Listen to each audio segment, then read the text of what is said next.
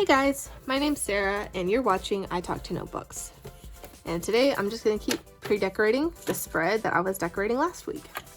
So last week, talked a little bit about, what happened in the community while I was gone. Just little comments on various developments and also my own plans for the future of my social media presence. And what I was hoping to do.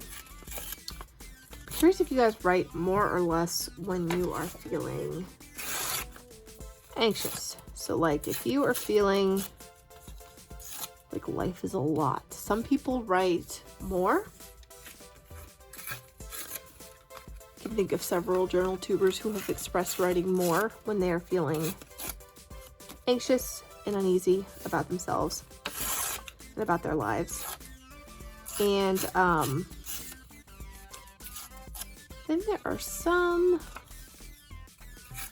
people, such as myself, who just avoid journaling when they're feeling anxious. Like I know for me,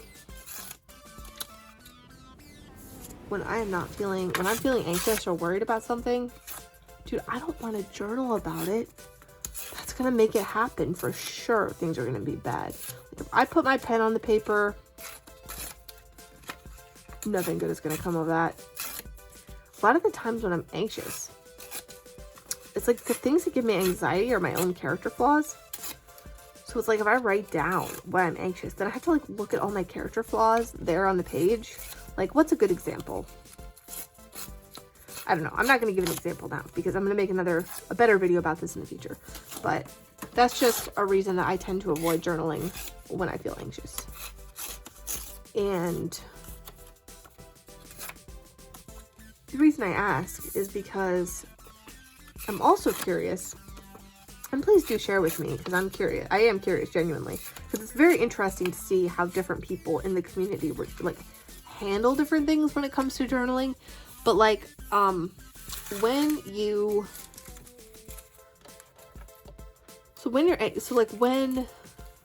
some people were very anxious during like the worst of the pandemic, and then other people were really anxious during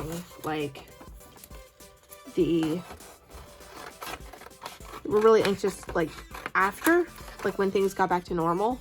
Like that would be me.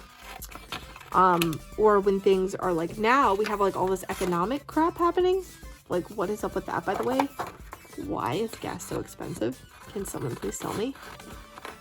No one consulted me if I would like gas to cost this much. And I would have appreciated being consulted because the answer is no, I would not. And now, since I wasn't consulted, it does cost a lot. And this all could have been avoided if someone had just asked me. All you have to do is ask.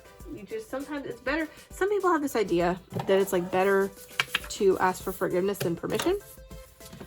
I disagree, okay? I think it's better, especially with things like gas prices, to ask permission first. Like, I'm not gonna get mad at you for asking me if you want to hike up gas prices, like, it's fine. It's okay to ask. I'm glad you asked because then we avoid these kinds of misunderstandings where you're like, oh, do you want it to be like $3.50 a gallon? And I'm like, oh, no. I was thinking more like $1. And then like we wouldn't even have to be having this conversation, So just let that be a lesson.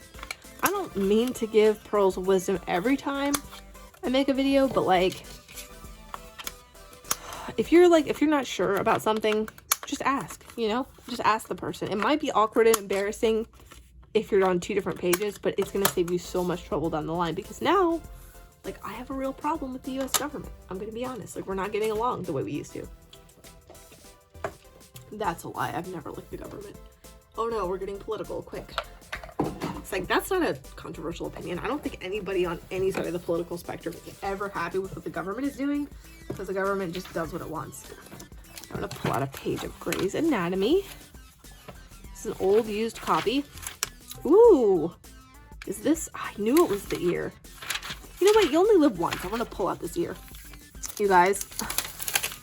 Okay, here's TMI. Earlier this year, I've been told that I should probably eventually get myself to a pelvic floor therapist. When I tell you I do not want to go, I do not want to do that. no thank you, I'm good. Like, I'll just, whatever the problem is, that can just fester. Like, I'm cool. It's like, I will go eventually. I'm gonna do it to myself. But, like, do I want to? No. So anyway, I was journaling about this one day, and Grey's Anatomy came in handy. Let me just say that. I tore a giant picture of a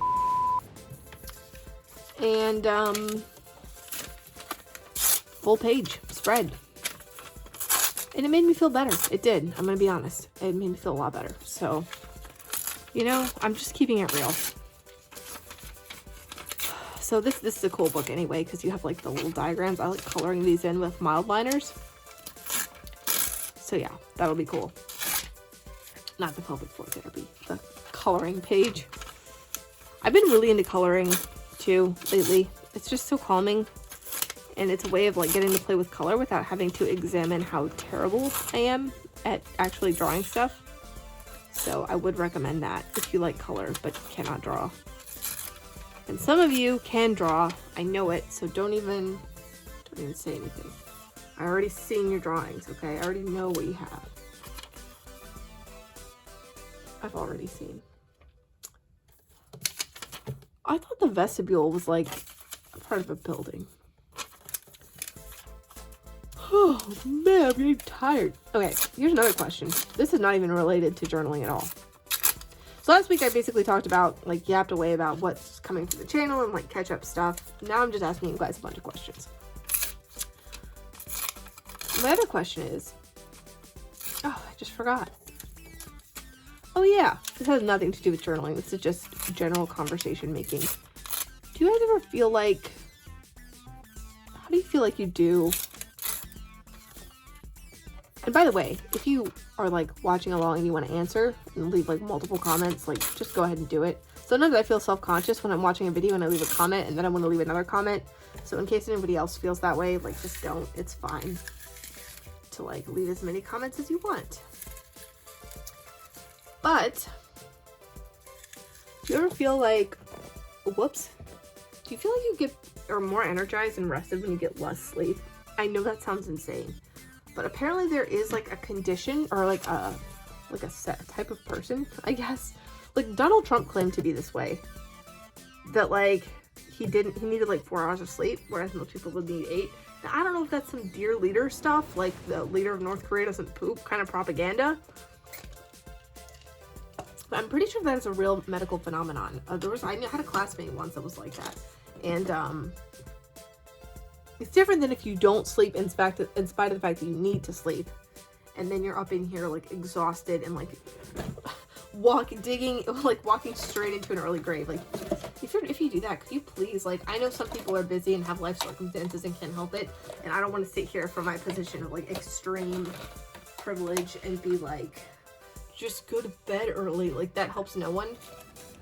But if you're just doing it because you're in a cycle of not taking care of yourself and you could be taking care of yourself, could you do me personally a favor and just sleep? Because that seriously stresses me out. But I swear, if I get exactly 6 hours of sleep, like I am a new woman. I am so absolutely like so much better for me, you know? So I think that it may have something to do with the fact that 6 is divisible by 3. Now, I'm not going into some numerology crap yet, okay? Like, just hear me out. I think there was a study that showed that because your sleep cycle is supposed to be about 3 hours long, if the hours you sleep are divisible by 3, then you're going to feel more rested. So 3 or 6 hours is going to be better than 8 because it's divisible by 3 in terms of waking up feeling rested. Because you guys, I went to bed at like 3 a.m. on Sunday night and woke up right at 8 a.m. feeling like I was scared. I thought I overslept. I thought it was like 11 because it was so sunny outside and I felt so rested and relaxed. And I was like, I know when I went to bed last night, I expected to be really tired and miserable. And I wasn't. I was super rested. And that was 5 hours though. So it wasn't 6. So that kind of defeats my theory. However, it was interesting. Then again, throughout that day, I did feel like super weird in the morning, like energized, but like weird, like something wasn't right, you know? Have you ever had that happen? Like really not well, but like rested and relaxed, but in like a, you know how when you're like really tired and you drink a ton of caffeine and then you get like awake, but like jittery and anxious? It was like that kind of, like I'm awake, I'm really rested, but like I'm about to like have an astral projection out of my body. Like I'm low-key, is it depersonalizing or dissociating when you're like kind of like life doesn't feel real? I think that's depersonalizing, but I don't know for sure. Life didn't feel real. It was really weird. And that entire day, I did some of the stupidest things ever. I was genuinely feeling like, am I really like this dumb of a person? And it took me this long to realize, because I was making like, not just the normal stupid stuff that I would like do on a day-to-day basis, but like the kind of stupid that like kind of involves strangers. That's all I'm going to say about it. Like I definitely dragged some other people down with me, and not in like a major way. Nobody was like seriously put out or hurt or inconvenienced, but it still was, I mean, I usually don't do things that are that conspicuously publicly stupid. And I was really concerned. I was like, this is, even for me, this is very unusual. I don't normally do stuff this dumb and this publicly dumb. So I was kind of wondering, like, am I sick? Is something wrong with me? And then I remembered I only had 5 hours of sleep. And I was like, that's probably the problem. And then last night I got like, I think it was like 9 or 10 hours, a lot of sleep. I went to bed a lot earlier and woke up feeling groggy and tired. So, you guys, I don't know. I know what the problem is. Well, you need to stop using your screen 4 hours before bed. You need to never have any coffee ever. You should always meditate 4 times a day. You should, you know, do yoga, obviously. Eat your greens and drink 8 cups of water.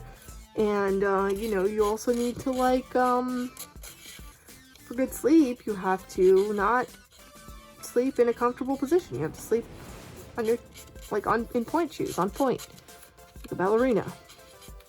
Oh, that's how you sleep. Okay. You let me know how that's working out for you, Mr. Hypothetical Straw Man, perfect person. But, like, I do go to sleep listening to YouTube.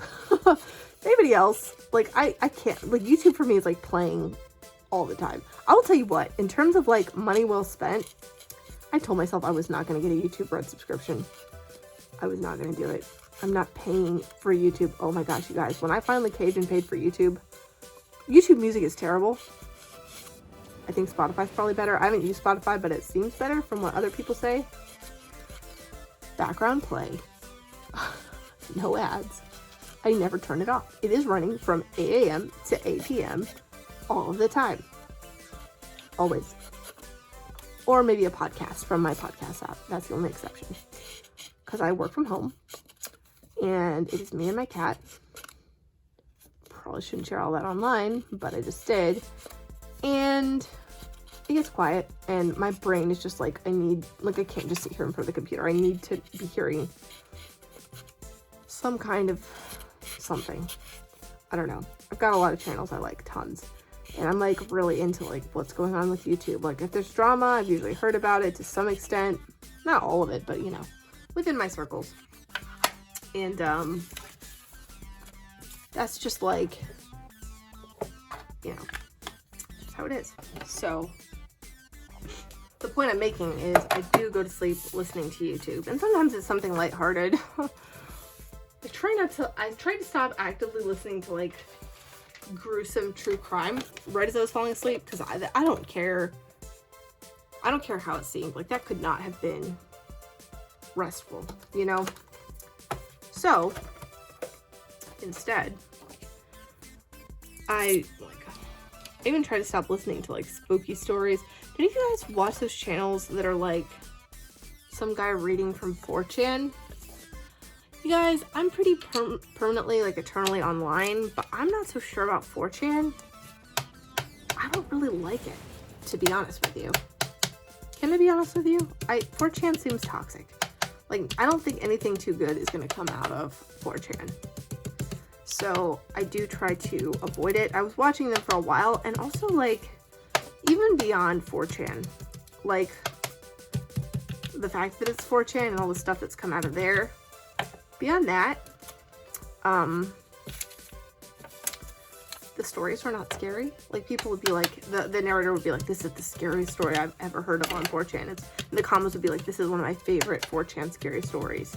It's like, it's not actually that good. I'm not scared at all. Maybe I'm just too desensitized, because I consume like creepy / scary content like 24/7. It's one of my favorite genres of content. And yeah, it doesn't take a lot, but it kind of doesn't either. It depends. Like, I can really be genuinely creeped out by stuff that even people who spend less time watching horror are not creeped out by. Like, my boyfriend, he doesn't watch nearly as much horror as I do. But like, sometimes we'll watch something and he'll get creeped out and I won't. And I generally chalk that up to the fact that I'm consuming like disturbing content all the time. And like, sometimes I'll get creeped out and he won't. And I don't know what to chalk that up to. I guess maybe just like that hit my creepy bone more, because like I'm definitely desensitized to creepiness. Not like actual, I'm not desensitized to like actual disturbing like real life content, like true crime stuff. I mean, I am somewhat desensitized, but like there's still like, it doesn't take a lot for a true crime story to get my stomach like actually turning. Like some of the, I don't know if you guys ever watched Dave's Lemonade. I love that channel. It is so good. It's one of those true crime channels that like actually has genuine compassion for the victims. And that's actually rare to find. Like, there are people who like do an act of having compassion for the victims, but it really comes across as genuine from this guy. So I really like him. Listening to true crime right before bed is not recommended. And so I try to watch more lighthearted stuff. And I have an iPhone, you can set it so that it automatically stops playing whatever you have playing, anything, YouTube, music, whatever, after instead of an alarm for a timer. So I do that so that it's not playing all night, because my sleep can get really disturbed if I wake up and hear YouTube playing. So that's something. And my doctor also seems to think I may have sleep apnea, which is of course going to contribute to that. I hope I don't have it. I've been told since I was young that I probably have it, and I did a sleep test when I was younger and they said, no, you don't have it, you're fine. So I'm going to try and do that again. Hopefully they say the same thing, because you guys, I'm not kidding when I say I'm not sleeping with a CPAP machine. Like, we're going to have to figure out something else.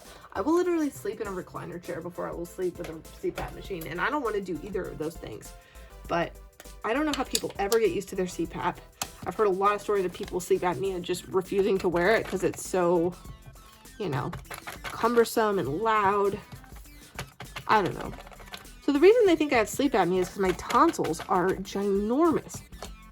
I've always been told I have big tonsils. And huge ones, actually. And apparently, when you go to sleep and you're laying on your back, which I am, I also have back problems, so not like severe back problems, but pain pretty frequently. Not all the time, but relatively often. And so I sleep on my back. I like to have a heating pad going underneath. And is this distressing showing up at all? It's showing up in person a little bit. I feel like, okay, let me finish a thought before I go on another one. But apparently when you're on your back, your tongue can kind of flat back in your mouth, like because gravity, I guess. And the problem is that you are blocking, if you have large tonsils, just think about this, your tonsils are protruding into your throat, so you have a small opening in your throat through which to breathe. And your tongue flaps back and you can stop breathing.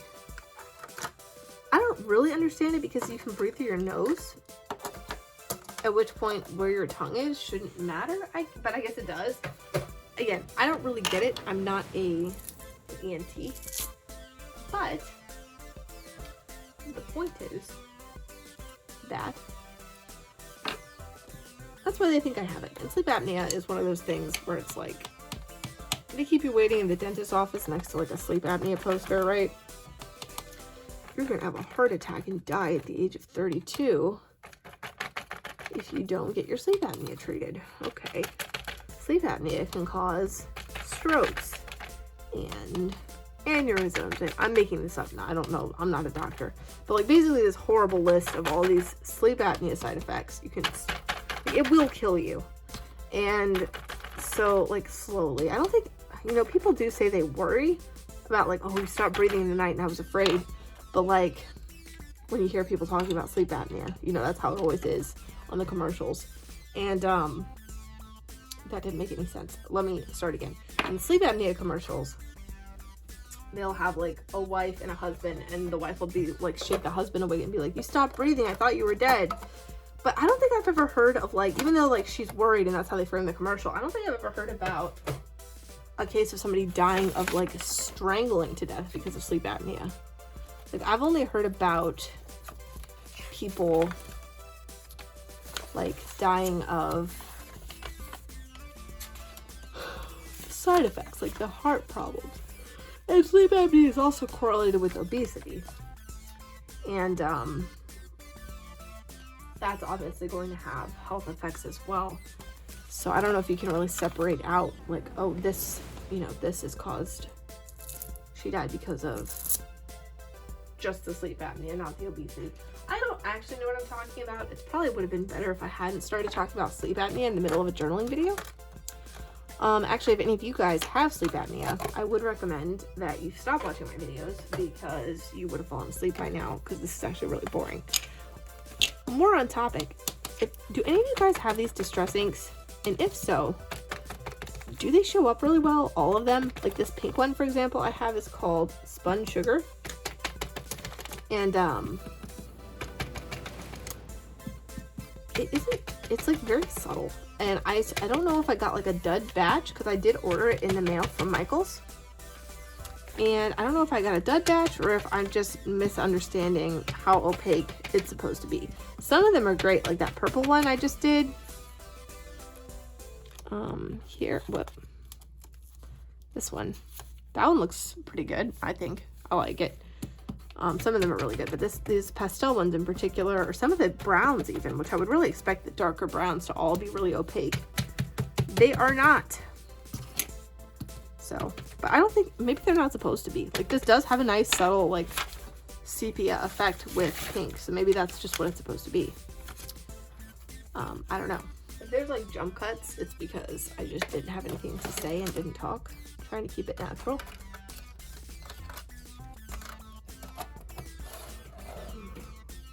So do you guys typically put on a video while you're journaling, like YouTube or otherwise, or like a podcast, or do you do nature sounds? I was doing nature sounds for a while when I would write. That was a good one. And then for decorating, I'd put on like a journal tube video, usually. Obviously one with narration, because I'm not really looking at the screen as much. I'm looking at this. It's weird doing it in silence, because for the past few months I've been doing it in loudness from the video playing.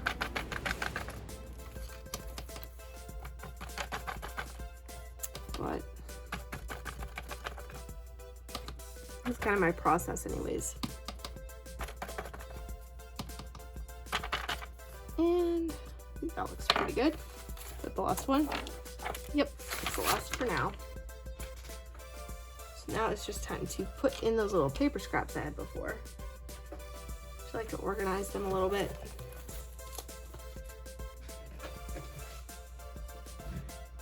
Yeah, this is definitely going to be different because I used to take an hour's worth of content, an hour to 2 hours, and condense it down into like 15 minutes. And now it's more like taking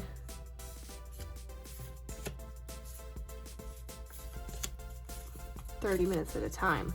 I like to keep the busiest pages the one where there's already scrapbook paper, so the other places have more room for me to write. So that there's areas that are really crowded and areas that have a lot of space, so that sometimes I don't have a lot to write, and that's nice to have the page mostly filled with decorations. And then sometimes I do have a lot to write. So I want more space. So I tried it. That's why I'm doing this new layout. I used to do, whoops. Oh, well, I can rub that off later. I used to do, every other page would have a full scrapbook page on it. And sometimes I can write over them with the right pen, but I found increasingly that I can't or don't want to because it's so pretty. So sometimes I put a piece of vellum over top as like a tip-in and write on that, so I can have the option to lift it up and just see the paper.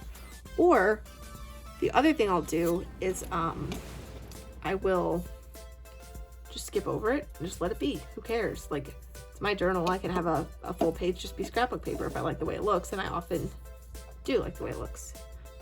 I am out of rubber cement. Let me grab another bottle. But yeah, now I use the same amount because I wanted basically the same ratio of pages covered in scrapbook paper to pages not covered in scrapbook paper as before, which was about 25%. So I put one in and then I have a blank spread without it, and then I put one in, so on and so forth. On and off. So every other spread would have one page covered. So that's 1 out of 4 pages. For those of you keeping track at home. And now I do 1 and 2 spreads without, and then 1 spread that's all scrapbook paper. So I have areas that are much more scrappy and then areas that are much more blank.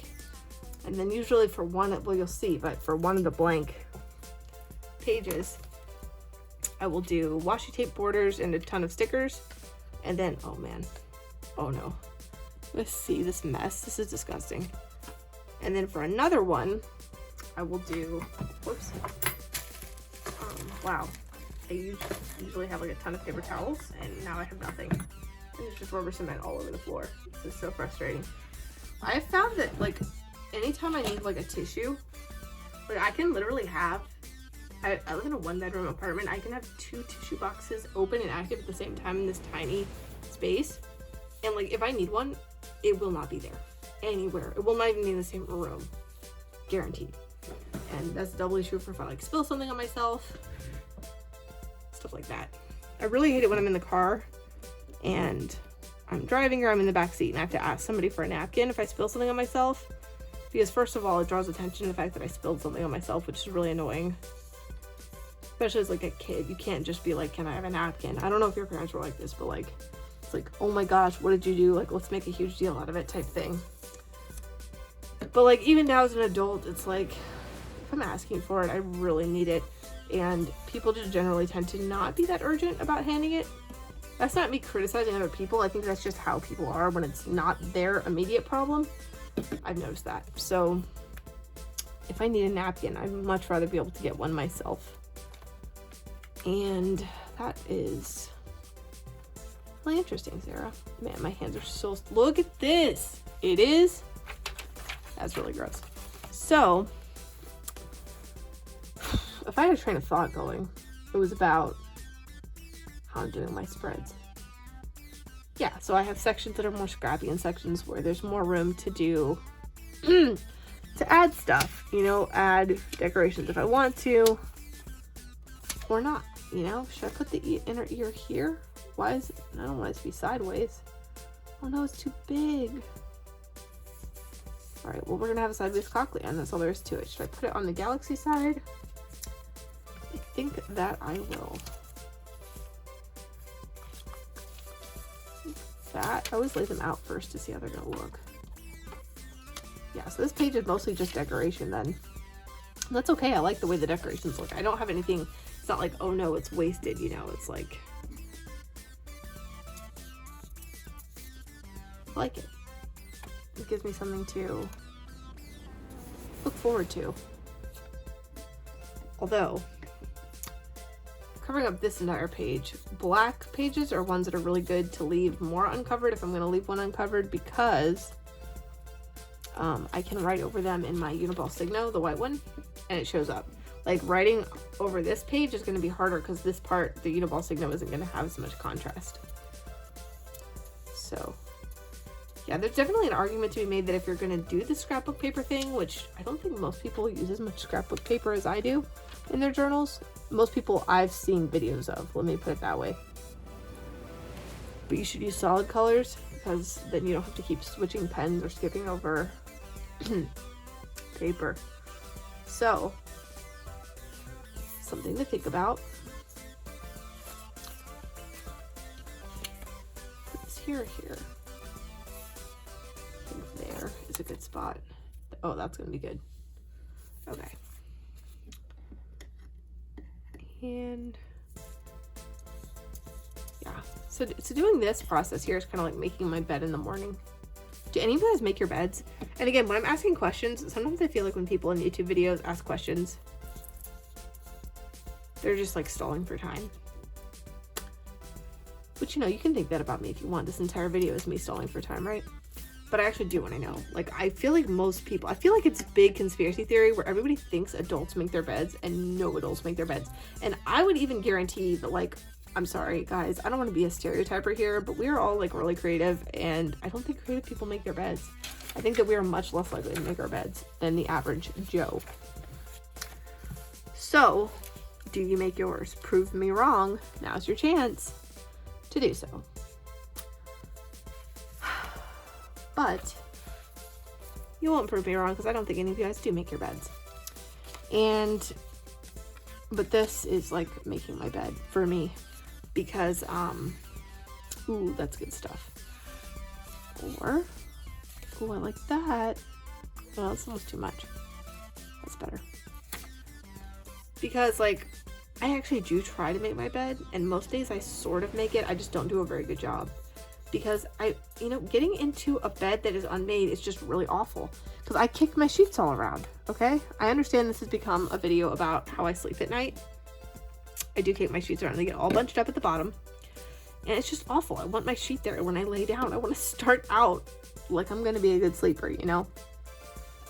And yeah, I roll around like crazy in bed. I have 6 pillows.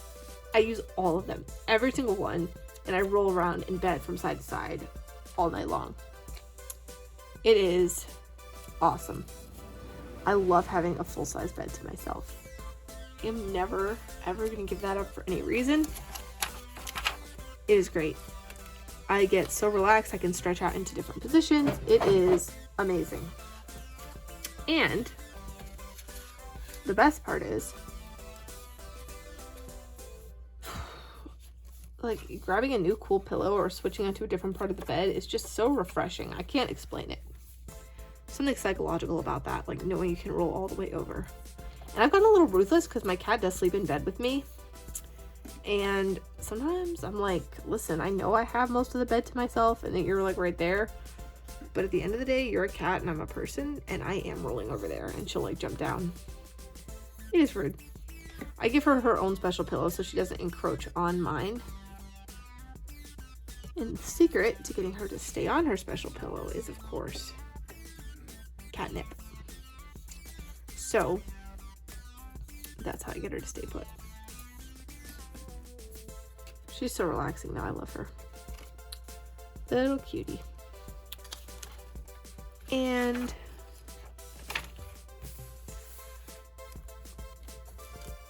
yeah. So doing this is like making my bed. So now it's like I don't climb into my journal and it's like, you know, this sad place of like emptiness. It is a happy place. It is ready for me and I will be comfortable there. No? Do you know? Some people get it. I don't understand. Okay, I've had people say, I don't understand how you decorate ahead of time because what if you get to the page and then you don't feel the way that the page feels? So for me, that's not how it works because the page feels doesn't feel any sort of way. Like when I look at this page that I'm making now, this spread, it's not like, oh, I feel so happy looking at it. It's like, it's calming. I feel calm. And I always want to feel calm looking at my journals. And if for whatever reason, like I'm super angry, that's what I have those blank spreads for. Like sometimes I will skip over to one of those and, you know, vent out my anger or scribble a bunch or something. Like a healthy way of venting out anger, because sometimes you do need to vent it out.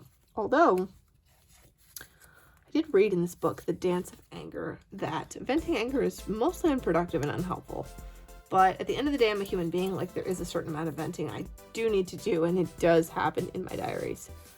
But it's got a little less visceral over time. Like, I remember in college, I have some entries that are just, like, really bad. And I'm not that unregulated anymore. Like, it was... circumstances made it harder to be calm. Let me just put it that way. And... it wasn't anybody's fault. I'm not blaming anybody. It's not like there were these people antagonized. Like, no, it was just my personality plus the circumstances I were in. Not good. Not good at all. So, it became quickly a thing about, like, getting into a better environment. And my journals were my lifeline at that time. So, you know, it was very important that I had them. And I didn't pre-decorate as much back then. I didn't have time. I didn't have space. I didn't have the peace of mind required to do something like this, to just sort of sit down and do it. And now I do. And I like it. All right, we have finished this section. So thank you guys for watching. If you made it this far, you're amazing. It's almost 40 minutes in. And just let me know how you're liking this new format. I am absolutely willing to go back to the old format if that is preferable. But I've been having a good time, guys, and I hope you do really well. And I will see you in the next video. Bye.